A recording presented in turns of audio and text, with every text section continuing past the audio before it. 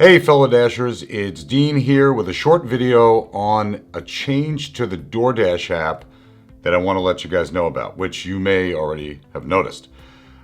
This change in the app has to do with the way that the Dashers communicate with the customers via text. Okay, so here, let me talk about that. So previous to this change, the way you would communicate with the customer, there was two options. There was either the phone icon or the text icon. If you use the phone icon, what would happen is it would open up your phone software and it actually had a hidden number. It was a number that Doordash owned. So this way the customer doesn't see your phone number and you can't see theirs. And the other choice was a little text icon. And when you clicked on that, it would open your default chat software, whatever that was, and it would communicate with the customer in the same manner. In other words, it assigned a phone number that Doordash owned, and this way it would relay the information to the customer. This way the customer nor you could see each other's phone number, okay? So whenever you wanted to talk to the customer, you would hit the text icon, and you could let them know little things like you're at the restaurant, or you're on your way, or you just dropped off, and all that stuff. Now what they've done is they took the ability to chat with the customer and put it directly inside the app. So now it's part of the app, okay? So whenever you hit that text icon, it stays within the app and opens up a little chat box that allows you to send messages back and forth to the customer.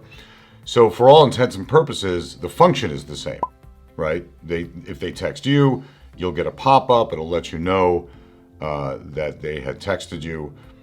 It's a good thing, I guess. They're really trying to get all the functionality of Doordash within its own app, right? So you don't have to use outside apps.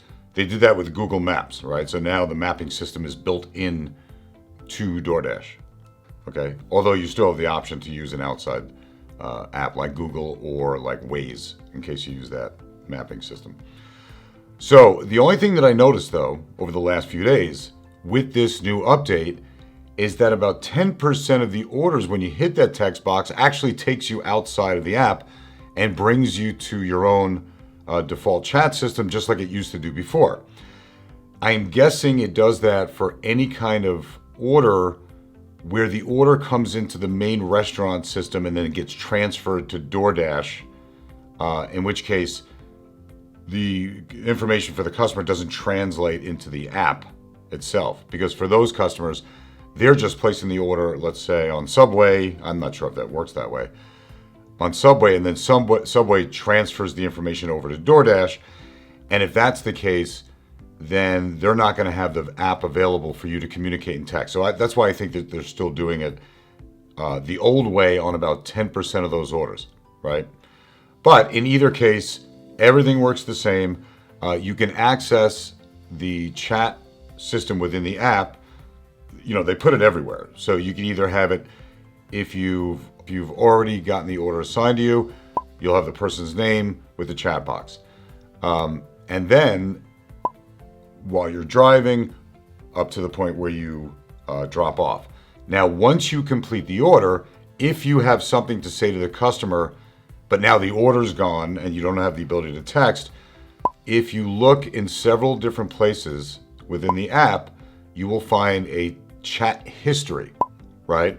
So when you look at the chat history, you can go back and you can, let's say after the drop off and you forgot to tell them something like, oh, I'm so sorry, I forgot to bring your straws, whatever. There's several different places within the app where you can go to the history of your conversations. Those only last about an hour. So after about an hour, they'll clear the field and they'll be gone. But for about an hour or so, you'll still be able to see chats that you had with customers that you've already finished with, in case they have something to say to you afterwards. Sometimes they just want to say thank you, and that doesn't happen until like 50 minutes later. Or sometimes you might want to tell them something after you've already dropped off. So that is the new change with the software. It doesn't bother me. The only thing is like while you're driving or while you're in the middle of the order, you can't just simply go from the Doordash app to your text app. You have to like change and press the button within the app to get to the chat, which means you'll have to close. If you want to say something on the way to the customer, like, oh, I'm sorry, there's traffic, I'll be there in a little bit, you actually have to close the directions box that gives you the directions to the location just so you can text the customer.